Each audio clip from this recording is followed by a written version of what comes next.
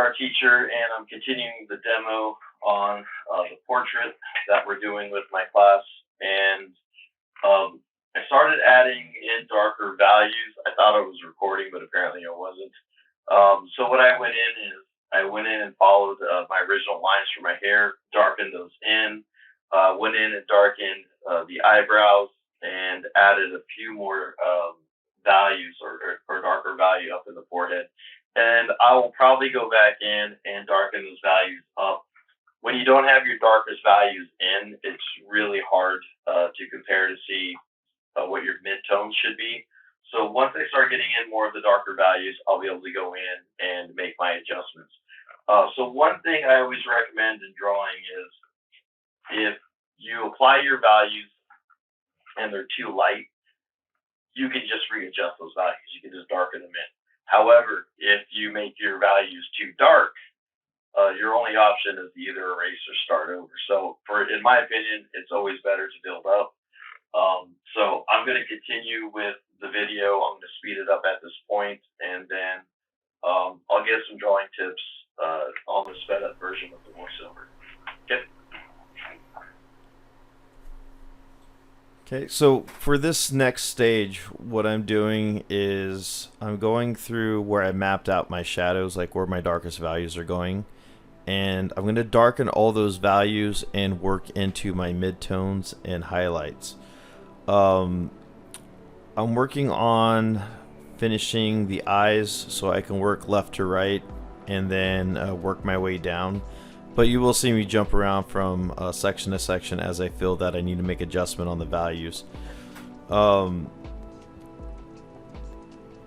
right now I'm putting in some of the eyelashes.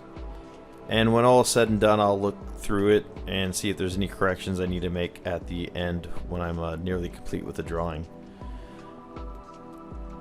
So everything's about refinement.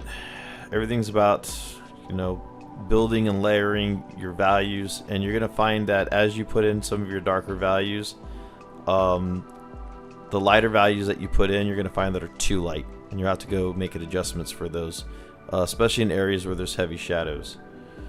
And then on the side of the face, where you can see I'm working right now, there's like a huge empty area on the side of the face by the ear. There's a lot of hair that's flowing in there, but I don't want to be distracted by the lines of the hair. So I'm doing the skin underneath it, and then I'll do the hair on the top of it so I'm not distracted. And then you can see me adding my darker shadows and values. And as you add your darker values and really work into your midtones and highlights, you'll see the face take more and more of a three-dimensional look. So this is sped up at 9 times the speed. There's no way of getting past time. If you want your drawing to look nice, if you want to have nice shading and blending, you have to spend time and put an effort into it. There's no shortcuts at this point. So there's no bypassing that. So you have to make a choice. Do you want to do a good job? Invest the time. If you just want to get it done and it be okay, you can move at a faster pace. But I'd recommend really putting your effort into seeing what you can do with the grid portrait.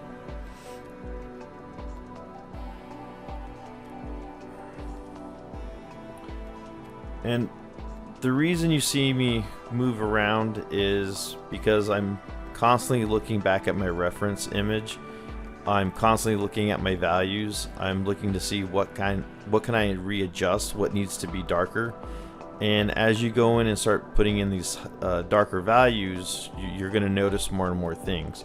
So right now I'm working on the mouth, and you're really going to see this mouth start to look more three-dimensional as I put in those darker values.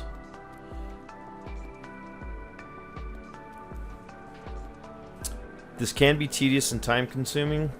So one thing that I do recommend is if you find yourself getting a little frustrated with it, a little anxious, wanting to hurry up, stop what you're doing and walk away. Take a break. Because the moment you decide that you're going to rush something, you risk the chance of ruining 4, 5, 6, 7 hours of work. And that can be really defeating. So again, At any point while you're doing this, you get frustrated, the best advice I can give you is simply put your pencil down, walk away, take a breath, collect yourself, and come back to it.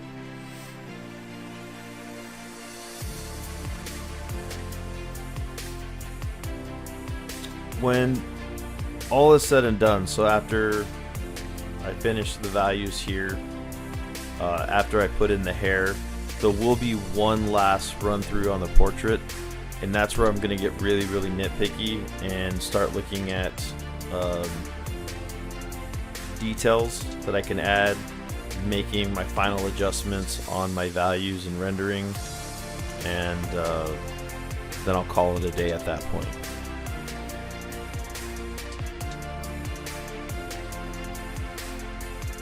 So the video is going to end in a minute, and again, this is assuming you watched the video on how to build a grid portrait, you watched the videos or gone through tutorials on shading, drawing fundamentals.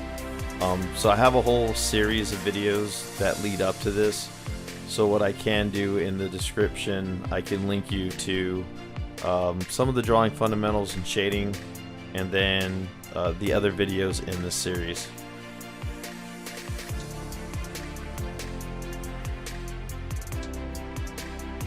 Okay, and I'm finishing up right now, so I will see you in the next video, which is going to be part 4, and that's going to be rendering the hair.